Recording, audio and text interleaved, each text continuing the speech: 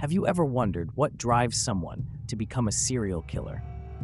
The story I'm about to share with you is one that haunted a small town in Vermont for nearly a decade, leaving an indelible mark on its residents and changing the way they viewed their seemingly peaceful community forever. Before I continue this story, please hit like and subscribe.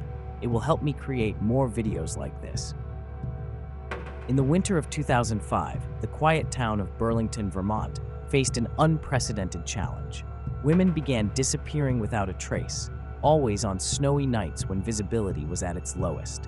The first victim was Sarah Mitchell, a 23-year-old barista who vanished while walking home from her late shift.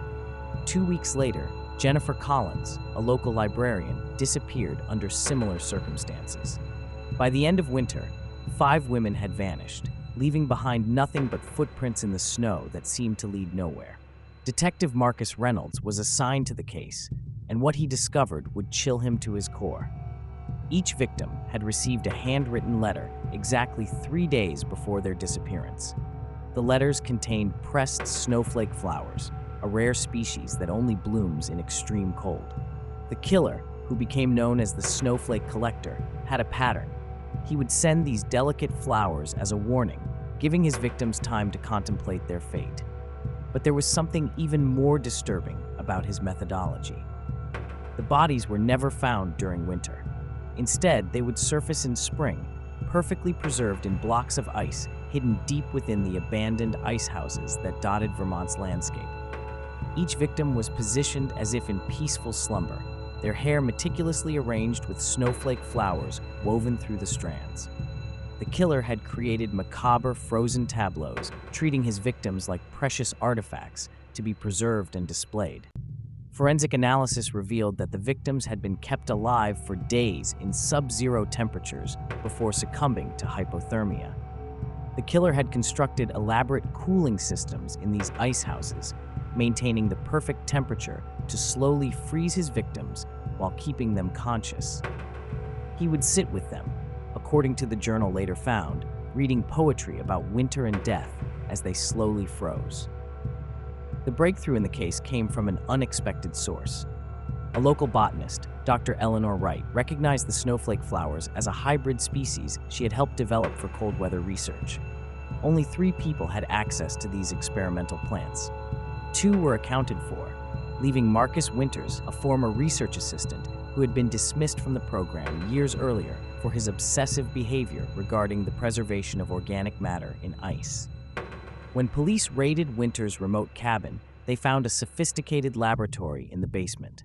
The walls were lined with freezers containing various preserved specimens, from small animals to plants. But most disturbing was his journal, which detailed his twisted philosophy about preserving beauty in its purest form. He believed that by freezing people at the moment of death, he was granting them eternal life, forever young and perfect in their icy tombs. The final confrontation took place in the largest ice house, where Winters had taken his last victim, Amy Foster, a 19-year-old college student. Detective Reynolds and his team arrived just as Winters was preparing his freezing chamber. The ensuing struggle nearly cost Reynolds his life as Winters, armed with a liquid nitrogen canister, attempted to freeze the entire room. But in a twist of fate, Winters slipped on the icy floor, the canister rupturing and instantly freezing him in a position of desperate reach, becoming a victim of his own preservation method. Amy Foster survived, though she suffered severe frostbite and required months of physical therapy. The other victims were finally laid to rest, their families finding some closure in knowing their loved one's killer would never harm anyone again. The ice houses were demolished, but the town erected a memorial garden where snowflake flowers now grow freely, reclaiming their beauty from the darkness that had tainted them. The case fundamentally changed how the Burlington Police Department approached missing persons cases in winter months. They established new protocols for monitoring seasonal patterns and maintaining databases of individuals with access to specialized botanical research. More importantly, it reminded the community that sometimes the most dangerous predators are those who appear to be preserving beauty while destroying it. Marcus Winters now resides in a maximum security psychiatric facility, where he continues to write about the perfect preservation of beauty, though he's denied access to anything colder than room temperature. His case has become a study in criminal psychology, particularly in how obsession with preservation can transform into a deadly compulsion.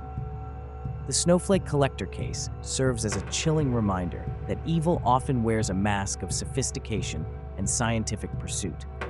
It shows us how a brilliant mind can twist the natural world's beauty into something horrifically unnatural.